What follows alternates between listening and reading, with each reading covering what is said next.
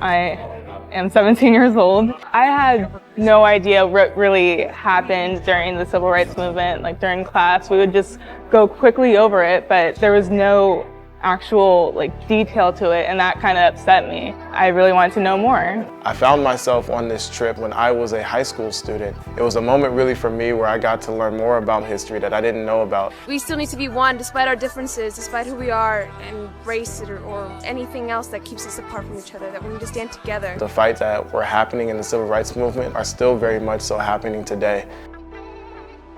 This history, unfortunately, is not taught in our schools, not to the depth that it is deserved. A lot of people view civil rights leaders as heroes. I feel that they're ordinary men and women who do extraordinary things, and that inspires me because I feel that I can do extraordinary things.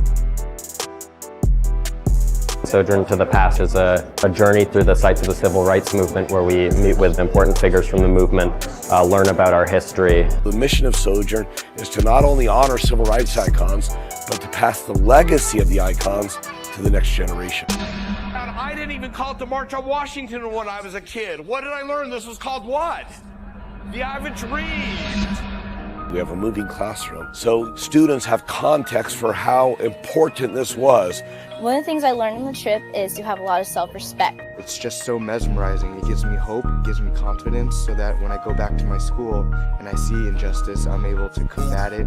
James Chaney's principles, Andy Goodman's principles, to try and win friendship and understanding. When I came on this trip, I wasn't expecting for it to be so overwhelming. Your job is to point a better way. Are we really an integrated society?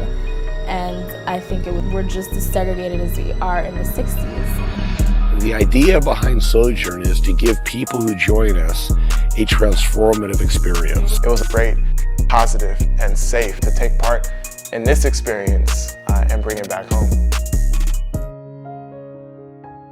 You need to believe in yourself and keep your dream going in order to treat people right.